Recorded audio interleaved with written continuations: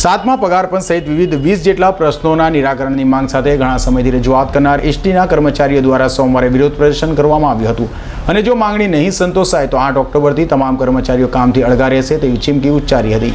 ગુજરાત એસટીના કર્મચારીઓ ઘણા સમયથી વિવિધ માંગણીઓ સરકાર દ્વારા સમક્ષ કરી રહ્યા છે અને સાતમો પગાર પણ સહિત 20 માંગણીઓના નિવારણની માંગ કરી દેખાવ પણ કરી રહ્યા છે। જો કે સરકાર દ્વારા તેઓની માંગણી સંતોષાતી નથી। તે સુરત એસટીના કર્મચારીઓ સોમવારે વિરોધ પ્રદર્શન કર્યું હતું અને સાતમા પગાર પણ સહિતના 20 પ્રશ્નોને લઈને ગુજરાતભરમાં વિરોધ કરી આંદોલનની ચીમકી આપી હતી।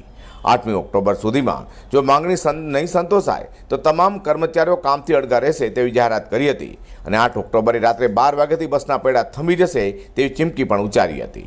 મારું નામ અનિલ કુમાર નિષાદ છે અને ગુજરાત એસટી મજદૂર મહાસંઘમાં પ્રદેશ ઉપપ્રમુખની મારી જવાબદારી છે। આજે શું કાર્યક્રમ રાખ્યો છે કઈ જગ્યાએ? આખા ગુજરાતમાં એસટીના દરેક હેડક્વાર્ટરની પાસે અમારે વિવિધ માંગણીઓ 20 જેટલા પ્રશ્નોને લઈને અમે સૂત્રોચ્ચાર અને વિરોધ પ્રદર્શનનો કાર્યક્રમ રાખ્યો છે। કેટલા કામદારો જોડાયા છે? આખા ગુજરાતમાં અમે 45,000 જેટલા કામદારો જોડાયા છે। એના ભાગરૂપે સુરતમાં પણ આજે 300 જેટલા કામદારો અમે વિરોધ પ્રદર્શનમાં જોડાયા છે। અમારી પડતર માંગણીઓ 20 જેટલા પ્રશ્નો છે, એમાં મુખ્યત્વે અમને એસટીના કામદારોને પૂરેપૂરો સાતમો પગાર પંચ આપવામાં આવી રહ્યો નથી, એટલે કે એચઆરએ સીએલ અને અન્ય ભથ્થાઓ અમને જૂના જ પગાર પંચ મુજબ આપવામાં આવી રહ્યા છે। અમારી મુખ્ય માંગણી છે કે અમારા કામદારોને પૂરેપૂરો સાતમો પગાર પંચ આપવામાં આવે। કેન્દ્ર સરકાર અને રાજ્ય સરકારના કર્મચારીઓને 28% મોંઘવારી આપવામાં આવે છે, તો અમારા એસટીના કામદારો પણ 28% મોંઘવારી આપવામાં આવે। અમારા એસટીના ડ્રાઈવરોને ફક્ત 1400 ગ્રેડ પે આપવામાં આવે છે।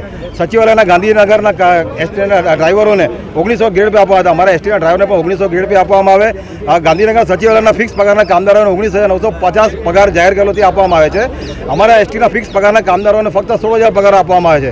અમારા એસટીના ડ્રાઈવર કંડક્ટરને પણ 19,900 ફિક્સ પગારના કામદારો 19,950 પગાર આપવામાં આવે।